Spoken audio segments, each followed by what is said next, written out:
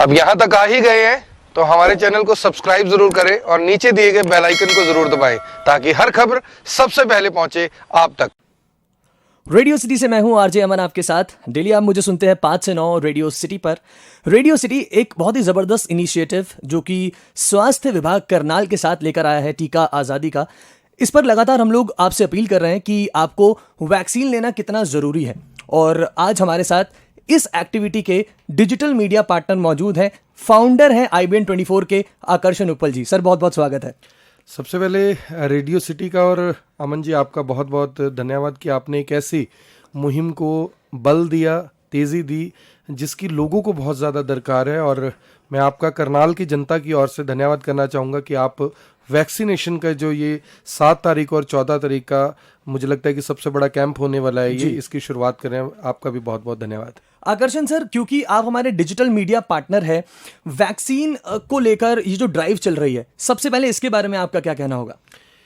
Sir मुझे लगता है कि ये एक ऐसा फैसला है जिसे आम जनता को ना केवल सम्मान देना चाहिए बल्कि बढ़ चढ़कर इसमें भाग भी लेना चाहिए। बिल्कुल। वैक्सीनेशन वैसे तो बहुत लंबे समय से जारी है, लेकिन क्योंकि जो सेकंड वेव आई है उसके बाद से लोग काफ़ी ज़्यादा इनिशिएटिव ले रहे हैं। बीइंग ए जर्नलिस्ट, लोग हमें रोज़ाना फ़ोन करते हैं कि कहाँ पर जो वैक्सीनेशन कैंप हैं वो लग रहे हैं। बीच बीच में कई बार ऐसी मोमेंट्स आई जब वैक्सीनेशन उपलब्ध नहीं थी, लेकिन अब क्योंकि रेडियो सिटी की तरफ से इस तरह की जो कैंपेन है, जो ड्राइव है, वो स्टार्ट की गई, मुझे लगता है कि करनाल के लोगों के लिए ये अपॉर्चुनिटी है कि वो इसको ग्रैब करें इवन, और चाहे फर्स्ट डोज हो या सेकंड डोज हो, लगवाने के लिए जो हेरिटेज लॉन में 7 अगस्त को और 14 अगस्त को ये ड्राइव चल रहा है, इसमें करनाल की जनता बढ़ चढ़कर भाग ले। आकर्षण सर, चूंकि आप ग्राउंड पर ज़्यादा टाइम रहते हैं और आप बहुत सारे लोगों से मिलते भी हैं, आज की अगर डेट की बात करूं तो एक फ़ोन जो हमारे पास, आपके पास, सबके पास होता है, उसमें सब सोशल मीडिया चलाते हैं, राइट? और उन सोशल मीडिया के जरिए बहुत सारी फेक कंटेंट, वायरल मैसेजेस जो सच नहीं होते, सत्य नहीं होते, वो फैलते हैं, जिसके बाद एक ऐसा माहौल बन जाता है जिसको डर का माहौल कहा जाता है। कहीं ना कहीं इसकी वजह से बहुत सारे लोग वैक्सीनेशन नहीं ले रहे हैं। उनको आप क्या कहना चाहेंगे और आप उस चीज़ को किस तरह से देखते हैं? देखिए, मैं इसको इस तरह से देखता हूँ कि वैक्सीनेशन कोई हमारे देश में नया नहीं है जी। वैक्सीनेशन की बात करें तो जब कोई भी बच्चा भारत में जन्म लेता है तो चाहे पोलियो का जो वैक्सीनेशन है वो होता है, चाहे पीलिए का वैक्सीनेशन है वो होता है, और भी बहुत सारे वैक्सीनेशन करवाए जाते हैं, क्योंकि जो कोविड है ये पूरे विश्व की ऐसी पहली महामारी है जिसे हर व्यक्ति ने ना केवल देखा बल्कि उसका कहीं ना कहीं उसे बड़े ज़बरदस्त तरीके से इम्पैक्ट भी हुआ। बहुत सारे लोगों ने इससे बहुत कुछ सीखा है। बिल्कुल। तो मुझे लगता है कि अभी भी मौका है, और भारत जैसे देश में जहाँ पर ये वैक्सीनेशन बिल्कुल फ्री है, बहुत सारी कंट्रीज में ये पेड है, लोग इसलिए नहीं लगवा पाते। अगर शायद यहाँ पर भी पेड होता तो लोग लाइनों में होते, क्योंकि यहाँ पर ये फ्री है तो शायद लोगों को इसकी इंपॉर्टेंस का नहीं पता। तो मैं सभी लोगों को ये मैसेज देना चाहूँगा कि अभी भी हमारे पास ये अपॉर्चुनिटी है। थर्ड वेव से अभी हम बचे हुए हैं, अगर हमें और बचना है, अपनों को बचाना है, अपने बच्चों को बचाना है, अपने बड़ों को बचाना है, तो 18 साल से ऊपर के लिए वैक्सीनेशन स्टार्ट हो चुका है, तो ये हमें ज़रूर करवाना चाहिए। जी सर, अगर मैं आपके न्यूज़ नेटवर्क की बात करूं, IBN24 की, करनाल और हरियाणा का एक one of the most fastest I would say कि एक डिजिटल नेटवर्क है। सर, इसको जब शुरू किया तो क्या विजन था दिमाग में आकर्षण उपल के कि यार मुझे इसको शुरू करना है? What was that vision in your mind? मैं बहुत सारी खबरों में ये बताता हूँ, जनता का पत्रकार। मुझे लगता है कि पत्रकारिता बहुत लोग करते हैं और अच्छी पत्रकारिता करते हैं जी, लेकिन जनता का पत्रकार होने का मतलब ये है कि एक आम आदमी का प्लेटफॉर्म। सोशल मीडिया एक ऐसा जरिया है कि अगर आपके घर पे केबल नहीं है तो भी आप इससे जुड़ सकते हैं, अगर आप अखबार को नहीं खरीद सकते तो भी आप इससे जुड़ सकते हैं, क्योंकि सोशल मीडिया ने एक क्रांति लेकर आई है सोशल मीडिया। तो मुझे लगता है कि सोशल मीडिया के माध्यम से हर आदमी को अपने साथ जोड़ना, उसकी समस्याओं को सरकार तक, प्रशासन तक पहुंचाना। बहुत सारे जो ऑफिसर्स हैं, बहुत सारे जो पॉलिटिशियंस हैं, जिसमें हमारे माननीय प्रधानमंत्री जी भी हैं, मुख्यमंत्री जी भी हैं, वो भी ये बात मानते हैं कि सोशल मीडिया ने एक क्रांतिकारी कदम उठाया और आजकल सब लोग सोशल मीडिया पर हैं। तो सोशल मीडिया के माध्यम से मैं हर उस पीड़ित की, दबे हुए व्यक्ति की आवाज़ जो कहीं तक नहीं पहुंच पा रही, शायद लोगों को लगता है कि बड़े बड़े जो चैनल्स हैं वहां तक वो पहुंच नहीं सकते, अखबार तक उनकी रीच होती नहीं है, तो हम इजी टू अप्रोच रहें, लोगों से मिलते रहें, लोगों से जुड़े रहें, इसलिए मुझे लगता है कि मैंने इसकी शुरुआत की थी। और जहां तक मुझे लगता है कि आज के जो लोग हैं, चाहे वो करनाल के हों, हरियाणा के लोग हों, उनके लिए हम बहुत ज़्यादा इजी टू अप्रोच हैं, और वो अपनी दिक्कत समस्याओं को लेकर अगर हमारे पास आते हैं तो हम कोशिश करते हैं कि जल्द से जल्द उसका समाधान करवाएं। अच्छा, अगर मैं गलत नहीं हूं तो आपकी शुरुआत दैनिक जागरण से हुई। जर्नलिज्म में आने से पहले क्या था दिमाग में, और जर्नलिज्म में आप क्यों आए? Why you have chosen journalism? Journalism क्यों चुना आपने? ये बहुत यानी कि डिफ़िकल्ट क्वेश्चन है और बहुत कम लोग इसका आंसर जानते हैं। मैं एक कंपनी में जॉब करता था, जिस कंपनी में करप्शन के बेस पे वो कंपनी ग्रो हो रही थी धीरे धीरे। तो मुझे जब ये लगा कि क्योंकि मैं युवा हूँ, युवाओं के हाथ में देश का भविष्य है, तो मुझे लगा कि मैं HCS या IAS की तैयारी करूं और मैं क्रांतिकारी बदलाव लाने के लिए ठीक है। यानी कि चाहता था कि मैं कुछ और करूं, क्योंकि मेरा जो लाइफ है काफ़ी ज़्यादा स्ट्रगल में रही। गैप में मैंने एजुकेशन ली, 10th के बाद कुछ गैप आया, फिर +2 की, फिर गैप आया, फिर प्राइवेट ग्रेजुएशन की। लेकिन बहुत सारे लोगों ने मुझे कहा कि नहीं, जो बंदा एक बार नौकरी कर लेता है, जो बंदा एक बार पैसे कमाने शुरू कर देता है, वो IAS की HCS की तैयारी के लिए फंडिंग की इश्यूज होते हैं, क्योंकि मैं लोअर मिडिल क्लास फैमिली से था। तो फिर मैंने सोचा कि लोगों की सेवा करने का, लोगों की बात पहुंचाने का, उनकी समस्याओं के समाधान का एक जरिया है जर्नलिस्ट। तो मैंने दैनिक जागरण में मैंने वार्ड संवाददाता के रूप में 2007 में शुरुआत की थी, और धीरे धीरे फिर मैंने अपना न्यूज़पेपर शुरू किया। लोकल न्यूज़पेपर था, करनाल रिपोर्टर के नाम से। और फिर 2015-16 में जैसे जैसे युग बदलता गया, डिजिटल मीडिया की तरफ लोगों का रुझान आता गया, और उसके बाद फिर हम यानी कि डिजिटल मीडिया में आए, और आज पूरे हरियाणा में हमारे सभी प्लेटफॉर्म्स के ऊपर 35 लाख से ज़्यादा फॉलोअर्स हैं। मैं इसके लिए करनाल की जनता का, हरियाणा की जनता का, जो लोग हमें विदेशों में देखते हैं, देश में देखते हैं, उनका बहुत बहुत आभार करना चाहूँगा। अच्छा आकर्षण भाई, आपने भी स्ट्रगल की बात करी अपनी लाइफ में, और जब भी कोई आदमी सक्सेसफुल बनता है तो उससे पहले का एक स्ट्रगल पीरियड होता है। क्या कोई ऐसी कहानी जो आप शेयर करना चाहें, जो आप कभी नहीं भूल सकते, जो आपको लगता है कि यार एक टाइम ऐसा था अमन कि वो स्ट्रगल का टाइम मैं कभी लाइफ में नहीं भूल सकता हूँ? अमन जी, एक सक्सेस आदमी को सब लोग देखते हैं, सब लोग सक्सेसफुल बनना चाहते हैं। मुझे लगता है कि कोई भी आदमी हो, अगर वो सक्सेसफुल है तो उसके पीछे उसका स्ट्रगल है। डिजिटल मीडिया की बात करें, लोगों को चीज़ें विरासत में मिलती हैं, हमें कुछ भी विरासत में नहीं मिला। जब डिजिटल मीडिया में आने से पहले, यानी मेरी लाइफ में बहुत, यानी कि जो स्ट्रगल रहा है, बहुत सारे लोग, इवन मेरी फैमिली के लोग भी नहीं जानते, क्योंकि मैंने कभी उनसे शेयर नहीं किया। मैंने अपने पेरेंट्स को कभी नहीं बताया कि मुझे कभी ट्रक में भी सोना पड़ा।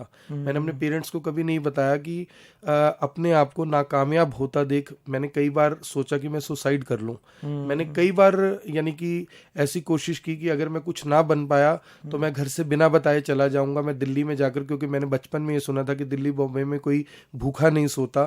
तो मुझे लगा कि मैं भी दिल्ली बॉम्बे जाके, चाहे मुझे कुछ भी करना पड़े, मैं वहां पे जाके कुछ भी करूंगा। लेकिन शायद कहते हैं कि जो भगवान है वो सबका साथ देता है। अगर आप अच्छी सोच के साथ आगे बढ़ते हैं तो आपके स्ट्रगल को जो स्पीड देते हैं वो ईश्वर ज़रूर देते हैं। लोग आपको यानी कि टाइम पर कुछ ना कुछ मैसेज देते हैं, बहुत सारे लोग आपको सिखाते हैं। जहाँ तक बात स्ट्रगल की है, तो उस स्ट्रगल ने मुझे बहुत कुछ सिखाया, और सबसे ज़्यादा उन लोगों ने सिखाया जिनकी वजह से मैंने स्ट्रगल किया। जो लोग नहीं चाहते थे कि मैं सक्सेसफुल बनूं, उन लोगों की वजह से शायद मुझे लगता है कि आज जो भी मुकाम है, जनता बहुत प्यार करती है, बहुत सारे लोग मिलते हैं। मैं उन लोगों का आभारी हूं जिन लोगों ने हमेशा मेरे सक्सेस में एक किस्म से रुकावट बनने की कोशिश की। अच्छा आकर्षण जी, आपने एक सुसाइड वर्ड नाम लिया अभी, कि आपके दिमाग में एक बार सुसाइड को लेकर भी आपके जहन में आया। आज जब उस चीज़ के बारे में सोचते हैं आप, फ्लैशबैक में जब जाते हैं कि यार एक टाइम ऐसा था जब मैंने सोचा था कि मैं सुसाइड करूंगा, क्या रहता है दिमाग में जब उसके बारे में आज सोचते हैं? तो अगर वो हो जाता तो फिर आज आकर्षण उपल शायद पत्रकार ना बनते और लोग इतना प्यार ना करते। तो उसके बारे में आज सोचते हैं तो कैसा लगता है? देखिए, कोई भी आदमी, मुझे लगता है, जैसे मैं अब कवरेज करने जाता हूँ, बहुत सारे लोग होते हैं जो सुसाइड की कोशिश करते हैं, बहुत सारे लोग होते हैं जो सुसाइड कर चुके होते हैं। जब हम उसको रिपोर्ट करने जाते हैं, मुझे तब वो समय ज़रूर याद आता है, क्योंकि सुसाइड एक ऐसी चीज़ है जब आप हार जाते हैं। हारने का मतलब ये है कि जब आपके पास कोई रास्ता नहीं होता, आपको लगता है कि नहीं, अब जीवन को जीना बहुत मुश्किल है। मैंने उस चीज़ को नज़दीक से देखा है, मैं इस बात को समझ सकता हूँ कि लोग सुसाइड के बारे में क्यों सोचते हैं।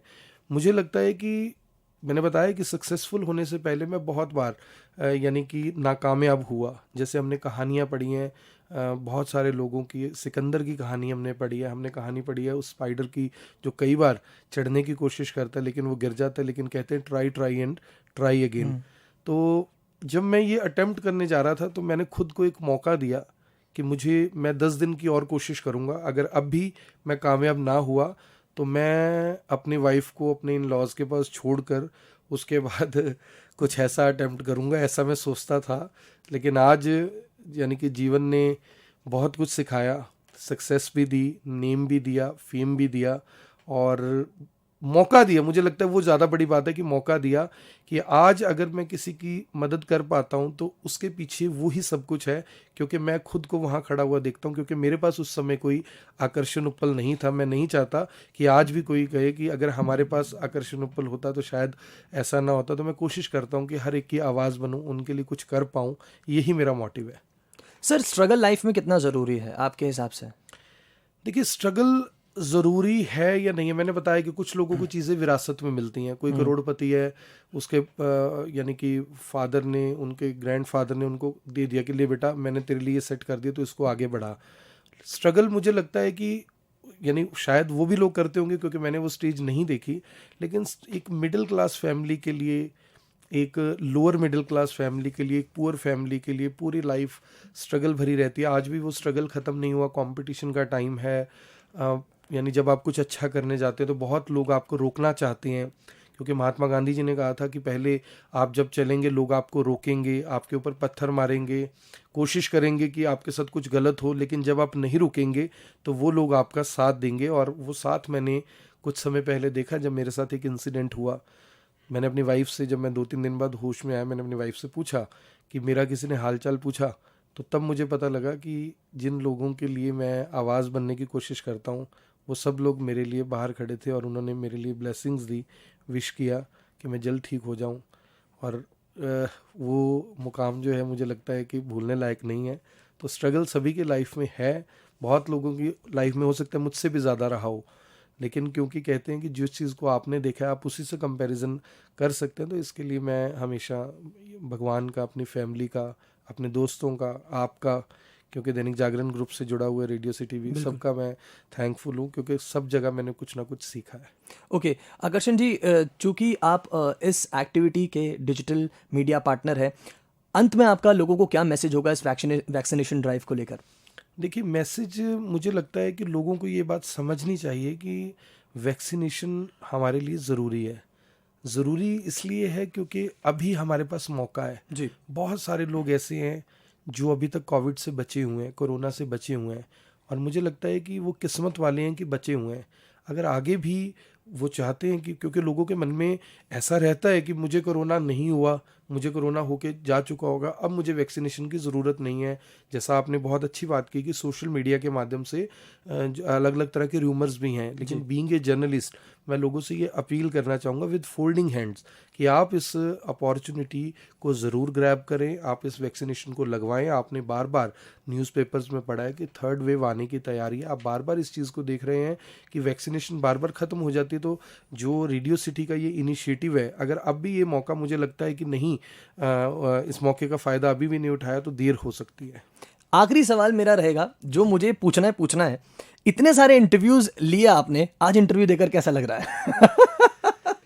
देखिए, ये मेरा सेकंड इंटरव्यू है। इससे पहले एक कोई दोस्त थे, कहीं बाहर से आए थे, उन्होंने मेरा एक इंटरव्यू किया था, तब भी मैंने अपने दिल की कुछ बातें की थी। रेडियो सिटी से मेरा बहुत पुराना रिलेशन है, आपके बहुत सारे जो आरजेज हैं उनके साथ मैं कांटेक्ट में रहा हूँ। स्टूडियो में भी मैं कई बार आया हूँ। जब मैं यहाँ पर बैठे हुए लोगों को देखता था, मैंने कभी ये नहीं सोचा था कि आकर्षण उपल भी कभी इस लायक बनेगा कि मुझे भी इस कुर्सी पे बैठने का मौका मिलेगा। क्योंकि देखिए, सड़क चलते आदमी का इंटरव्यू कोई नहीं लेता, बहुत बड़े आदमी का इंटरव्यू कोई ले नहीं सकता। तो ना तो हम उस स्टेज पे हैं, ना हम उस स्टेज पे हैं। तो मुझे लगता है कि अपना इंटरव्यू देकर, क्योंकि आप जैसे काबिल जो आरजे हैं वो मेरे से बातचीत कर रहे हैं, मुझे उन्होंने अपॉर्चुनिटी भी दी, और कुछ चीज़ें ऐसी जो आज शायद मेरी फैमिली को पता लगेंगे, क्योंकि मैंने बताया कि मैं अपनी चीज़ों को इतनी जल्दी से शेयर करता नहीं हूँ, मैं अपनी चीज़ों को इतनी जल्दी बताता नहीं हूँ। लेकिन कहते हैं कि हर आदमी की लाइफ में एक मोमेंट ऐसा ज़रूर आता है कि वो अपनी बहुत सारी छुपे हुए जो रहस्य हैं, जो अभी भी कई छुपे हुए हैं, मैं कई बार उसको फेसबुक पर लिखता रहता हूँ, सोशल मीडिया पर लिखता रहता हूँ, बहुत सारे अभी भी ऐसे रहस्य हैं जो मैंने अभी तक नहीं बताया और मैं चाहूँगा भी नहीं कि बताऊँ, क्योंकि एक पॉजिटिव मैसेज मुझे लगता है ज़्यादा इंपॉर्टेंट होता है नेगेटिविटी से। तो क्योंकि स्ट्रगल में नेगेटिविटी ज़्यादा होती है, तो मुझे लगता है कि उसकी जो पॉजिटिव चीज़ें हैं वो बताएं तो अच्छा रहेगा। और आपका मैं रेडियो सिटी का आपका बहुत बहुत आभार कि आपने ये मौका मुझे दिया। आपका बहुत बहुत धन्यवाद Akarshan sir. We wish you all the very best. Thank you so much for coming on Radio city.